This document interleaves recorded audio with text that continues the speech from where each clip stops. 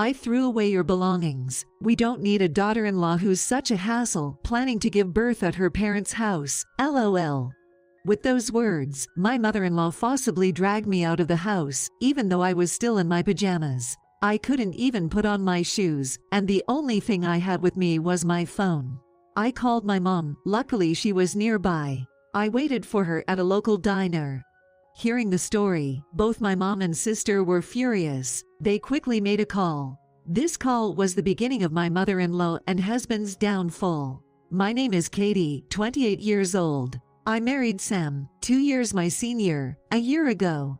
My father-in-law owns a big company. Sam was in line to be the next CEO, but for now, he's training at one of the subsidiary companies. That's where I met him. His position as the next CEO of the main company was a secret at that workplace. I dated him without knowing any of this, and I didn't even know about his father until right before we got married. That's when he confessed, "Actually, I'm going to be the next CEO." I was truly shocked. I couldn't believe he was set to be the main company's CEO.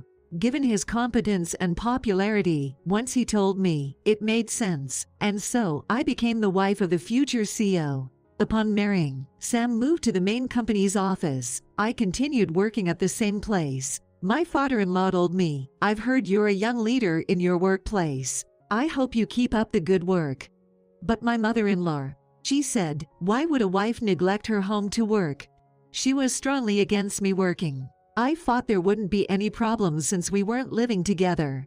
But I was wrong. The in-laws wanted to live with us. It began when my father-in-law said, "I'm very busy. It'd be nice to have someone look after Mom." And my husband was also in favor of living together. "I'm worried about Mom too. After all, I've spent my time in this house, and moving now would just be a hassle."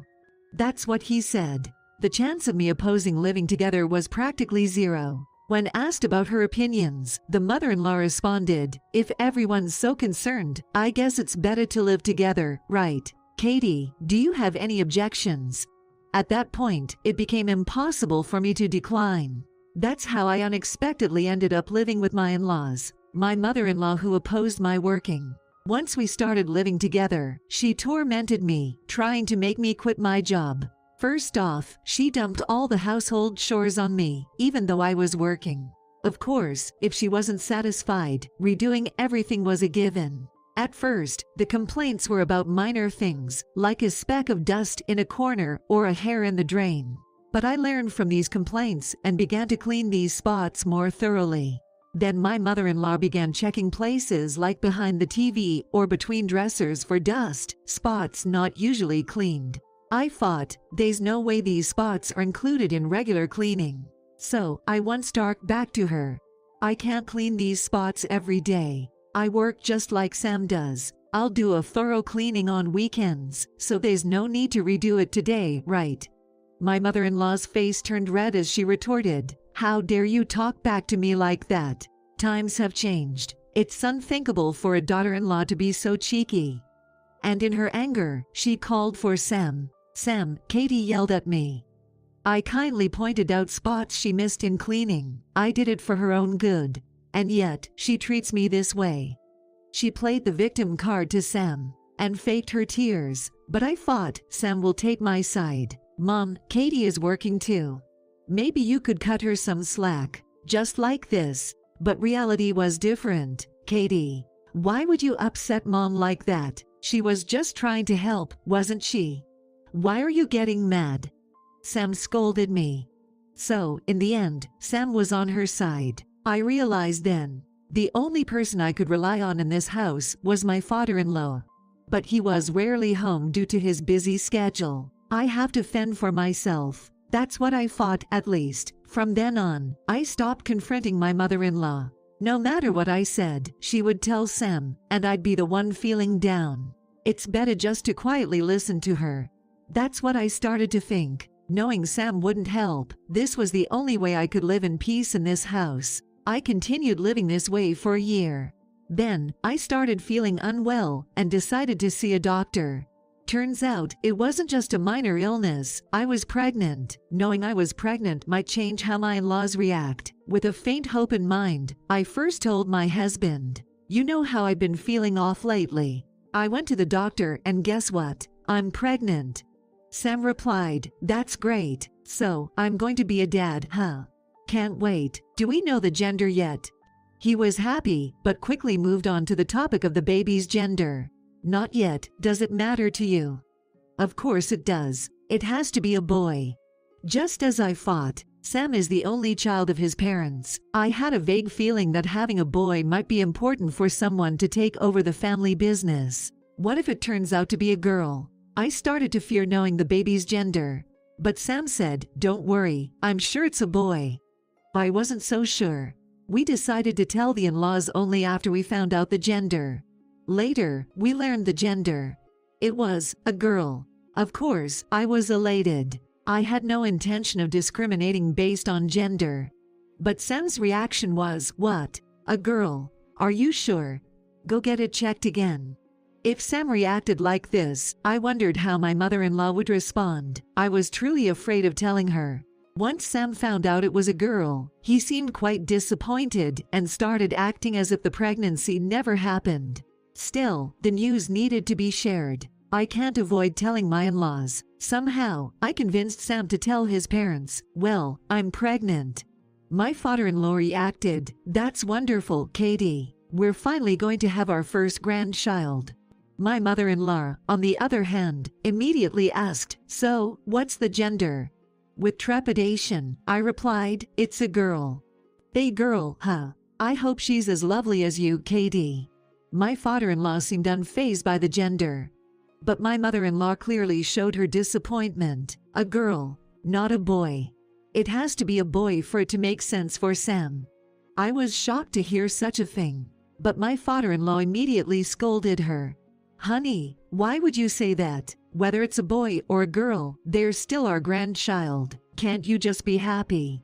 My mother-in-law seemed a bit down after being told something by my father-in-law, but I believe it's only temporary. I'm certain that once he is out of the picture, she'll surely have some complaints. My hunch was right. As soon as he left for work, she told me, "Just because you're pregnant doesn't mean you can slack off on the housework. You're not planning to quit your job, are you? If not, continue with the chores as you've been doing. Pregnancy isn't an illness, you know." Never did I think I'd hear the phrase "pregnancy isn't an illness" from another woman, especially one who had given birth herself. All of this made me question whether I had made the right choice to have my child here. My family home is about a 3-hour train ride from here. My dad passed away early, and now my mom and my single older sister live there together. Maybe if I explain the situation to them, the two of them might be willing to take me in.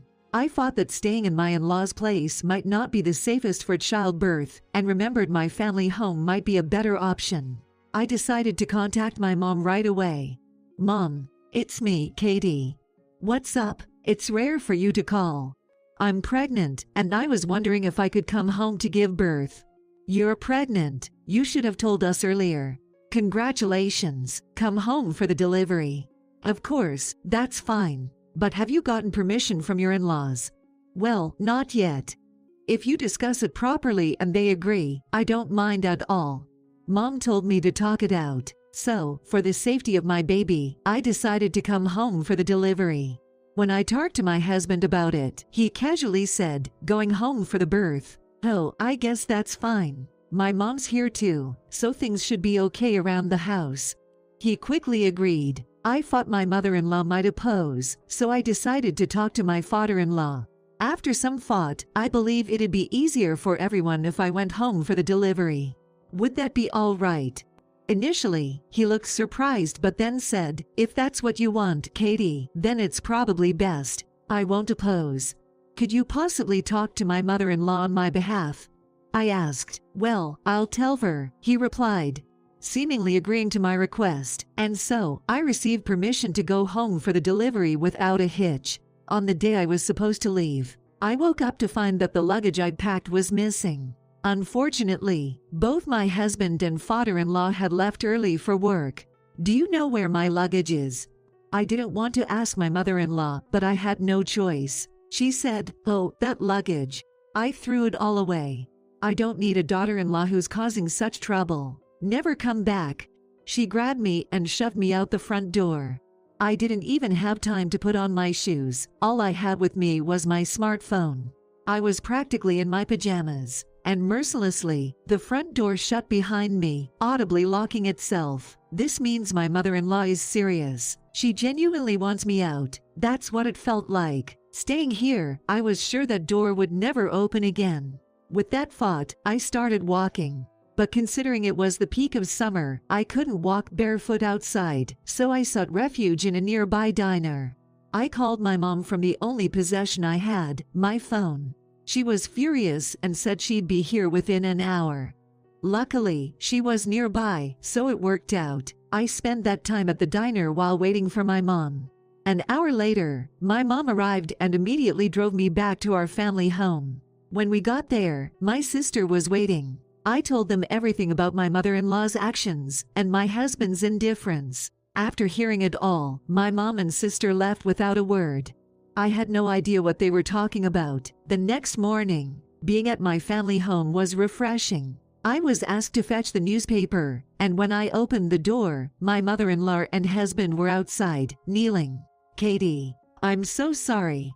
It was all my fault. Please, don't cut ties with my husband's company." My mother-in-law pleaded. "Katie, I'm sorry too.